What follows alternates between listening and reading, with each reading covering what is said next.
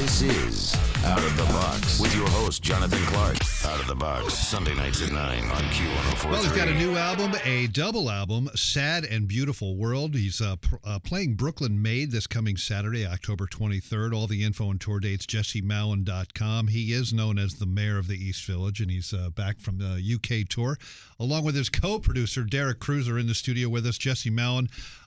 Jet lag guys, or what? Very much so. Really? I've been waking up at 6 a.m. I don't know. I'm getting to see the milkman show up. Oh, so how about when you went over there? Was that like as weird, or are you just like pumped because you're on tour? You don't even have to worry about sleep, or? No, there's a little bit of pumped when the show starts, but then after it hits you, like, oh my God. It takes a couple days. By the time we got back, it was 2.5 weeks. We'll be home now to do the East Coast, and then we're going to go to Europe mainland. So by the time we get over the jet lag, it'll be time to get jet lagged again. No, exactly. So what's it like for you guys? You're all vaxxed and everything. You got everything in order. But in order for anyone, including a touring musician, to go from the United States to another country now, is it incredibly difficult? Is it just like, okay, here's my vax, I'm good? Like, what's it like now? It was a lot of paperwork. A lot. Really? Yeah, we went through. We had to have like a stack of 5 different things just to get out of Kennedy Airport in the States. And then we got there, we had to be tested. But once we got into England, most of Great Britain and Scotland that we're in, people, they had 2 major lockdowns. They're kind of getting on with it, as they say. And it's a country that's probably about 67% vaxxed, almost like New York City, but it's a smaller country. And they're ready to come out to shows. For a couple of weeks, we felt like almost some nights we were in the normal world again. Right, yeah. Especially in London and a lot of cities. I mean, people that feel that they're in risk, they wore a mask maybe, but the shows felt like a little bit like normal times. So, how about coming back? Was it incredibly difficult to come back as well with the vaccination? No, we had to be tested 2 days before, like those PCR tests. Our road manager gave us the thing. But other than that, we got through, got to Kennedy. I was happy to see the guy at the immigration, and that's what I did, and told him the truth, and I didn't have over 10 grand in my pocket, so they let me through. No, it was it. Right, we got out pretty quick. The flight was nothing going over. We got rows of seats for ourselves, but going back, it was pretty busy. Oh, okay. Yeah, right. I look back on the many times that you've been here over the years, and it seems, I did the math here, and I looked at the schedule. It's pretty much every 2 years. 2015, then 2017, then September 2019, which is the last time you were here, and then here we are, October 2021. You are healthy. The band is healthy. Your clubs here in New York City are back open pretty much. I mean, yeah, the clubs are open. They've been holding down the fort while we've been on the road. I mean, it's the live music scene in New York seems to be coming back. Over the summer, when the vaccines first kicked before the Delta, people were going off. I mean, they were having sex in the streets. And stuff. Not me, of course. Sounds like Times Square in the 70s, man. Yeah, don't step on a Coney Island whitefish. But it was it was just like this, when everybody felt like, wow, this vaccine thing. And it's just the summer, I think, a lot of pent-up stuff. So it was a lot of good stuff. We got to play. We were down at Stone Pony for See Here Now Fest. We did that. Right. And that was really fun. Who did you see there that like blew your mind, or that you were really looking forward to see? Well, we played with DMC from Run DMC. King DMC sang Walk This Way with us. Oh, man. And we had some other guests. But Derek actually spent the next day. I had to do some press. But what did you saw, Pearl Jam? I spent some time with Jenny Clinch and actually I got a minute with Eddie Vedder. And Lenny Kaye. I was hanging out with Lenny as well. Two legends right there. Yeah, a lot of fun. Yeah, they got to hang. It was real. Was the weather good when you guys played? Yeah, the weather was great that weekend. It's fantastic. Beautiful, yeah. The gods smile upon that festival every year. Nice.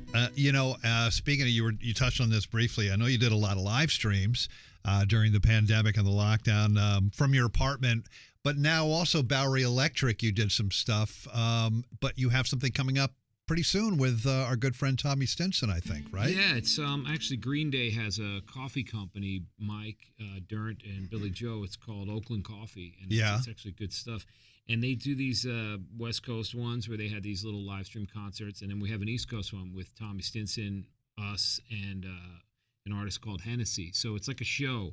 And Oakland Coffee, I think if you just go to their social media, their website, it'll run for like a week. But we haven't been doing many live streams because we could play in front of people. Right, yeah, exactly. But this was like something we want to do especially for them. I mean, those folks have always been really good to me, and it seemed like they had a cool idea. And who doesn't love coffee or need it? Yeah. So when is that? And it airs this weekend, like when your show is on. It airs this week. It'll be up for the whole week. Yeah. Oh, okay. And what's the website? Do you know, it's just Oakland Coffee or whatever? OaklandCoffee.com, yeah. And people can stream it there.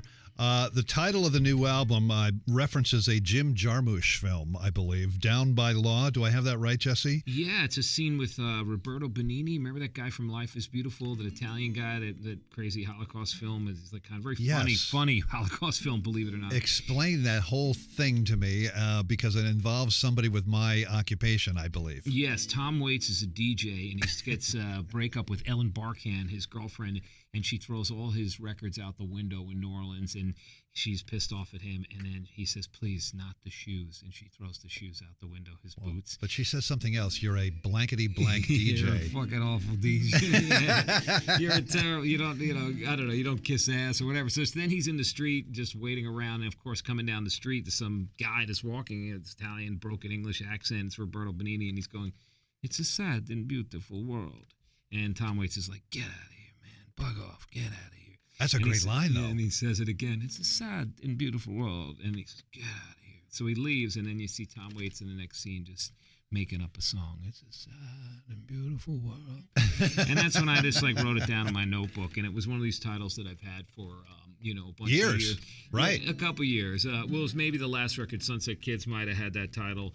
But we looked at it, it's a double record, and it just seemed to make a lot of sense that everything we've been through. It isn't a COVID album or anything like that, but it was made a lot during the lockdown and in pieces when we could get to the studio in New York, and written a lot in my kitchen. And, it ended up having a lot more songs because we had a lot more time. But it's always been something I've done where I've had mellow stuff, acoustic-driven stuff, and then Saturday night full tilt kind of music and rock and roll. And we wanted to kind of show both of those hands, the roots rock side and the radicals. Right. So double album, is that like 10 songs each album, sort of? It's a little shorter. It's an album of about an hour. So there's, I think, 18 songs if you get the vinyls. Right. Okay. Yeah. And on the CD, there's 17 and something like that in the digital. So we're encouraging people to buy the artifact to get the platters that matter. And you say something about this album that is really interesting. It's sort of about finding peace somewhere, somehow, and seeing the beauty in the darkness. Yeah, well, it's usually the case with most of these records. So it sort of was inspired maybe by the pandemic. Well, there's always a lot of darkness, but yeah, I mean, you can't make a record without, that outside your door writing songs. I'm listening out my window and there's, fire trucks and ambulances or people banging pots. I can't sleep unless I hear ambulances, honestly, sirens,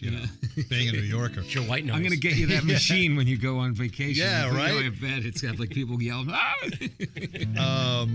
So the shows that you've been playing in the UK, how's that working out with the audiences and the vaccination and everything like that? Did it seem to work out okay when you were over there? We didn't know what to expect, and we thought it would be weird, but it was, like I said, felt kind of normal. I go out into the crowd, I kind of just get in people's faces. I'm not kissing anybody and strangers or anything, but it's like we kind of live. And maybe when I see people after the show, if there's fans that want autographs or signed records, say hello.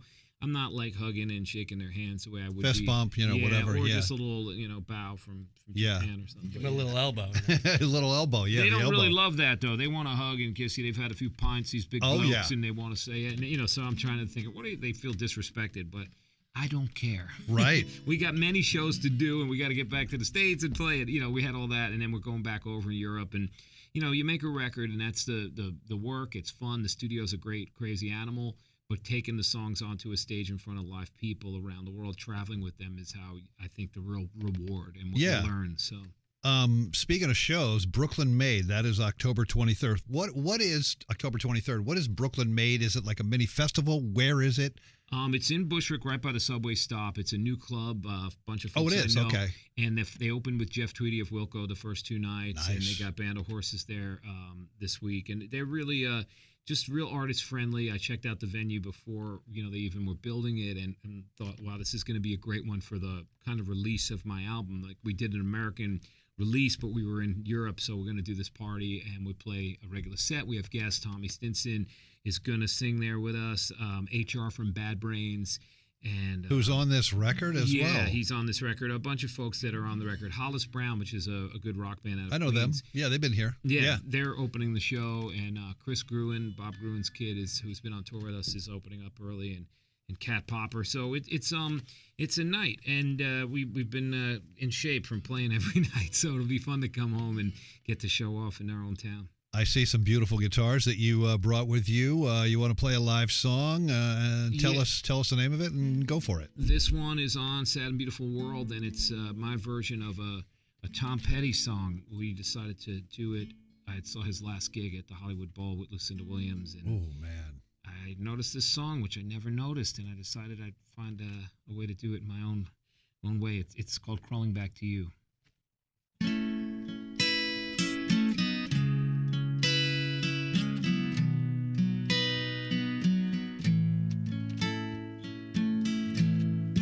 Waiting by the side of the road for day to break so we could go down into Los Angeles with dirty hands and worn out knees. Oh, I keep crawling back to you.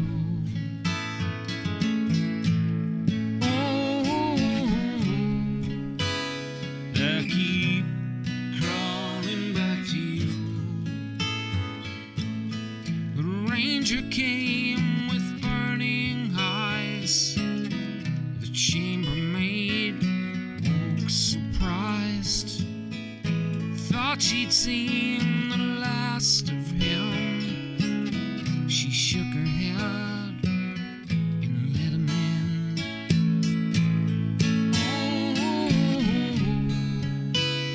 I keep crawling back to you.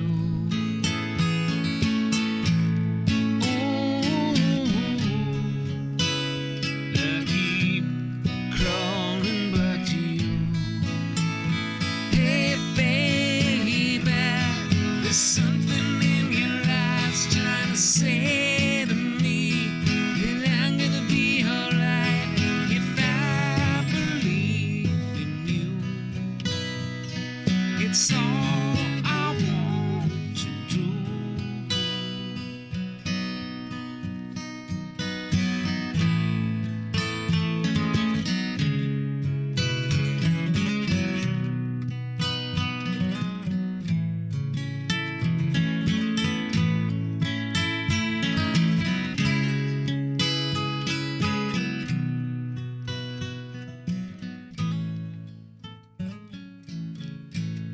Well, it was me and my sidekick. He was drunk, I was sick. We got caught up in a ballroom fight till an Indian shot out the light. I'm so tired of being tired. Sure as night will follow day. Most things that I worry about never happen anyway. Oh, I keep crawling back to you. Oh, I keep crawling back to you.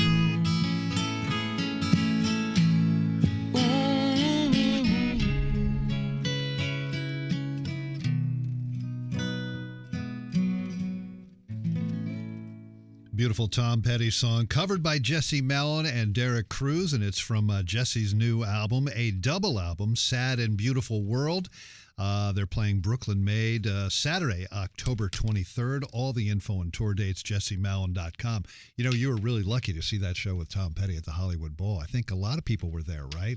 Yeah, I bumped into a lot of folks that night. Wasn't Jacob Dylan there that night or something? Yeah, and I saw Mark Ronson, and Lucinda Williams, who was about to produce Sunset Kids, my last record. Yeah, she was opening all 3 nights, and yeah, it was just the best I'd ever seen them play. I heard that tour was phenomenal. 40th anniversary. Yeah. Just LA. Yeah, with the sun going down and in that, beautiful outdoor space, that Hollywood Bowl has some magic. And I guess there was something, going on that last night of the tour, but last gig of their career of his. Right, yeah. From the new album, I've been playing State of the Art on this show. Where did you shoot the video for that? Because that house or castle looks really amazing. Wow. Yeah, the director and producer Xander Strom and Dave Steckert, they found this place in Staten Island, a historic mansion. Does not look like Staten Island at all. That's what we think of Staten Island, a lot of different things. I have some friends that lived there that I visited, and yeah, they got good pizza, but I never saw a mansion like that. But yeah, we went out there, and it just kind of were these folks that rented out for shoots, and they lived there and throw parties there, and it was great. They had this great Doberman pinscher named Butkus or Brutus. Oh, yeah, he's in the video, right? Yeah. And we just had a good time. You know, Derek's playing guitar in his fancy bathtub, and I end up in their pool. Yes. That's some great shots of you, Derek, at the tub. A little statement on indulgence and isolation and how that can all set in and kind of make you a bit crazy being away from everybody for too long. And well, it's really well done, but also from the album Before You Go, we're going to play that one off the record. What can you tell us about this one? Well, the title of the record, the runner-up, was Before You Go for this. It's a song I wrote with Derek that at the last minute we decided to record. We had it on one of my phone voice notes, and we recorded in my kitchen banging around.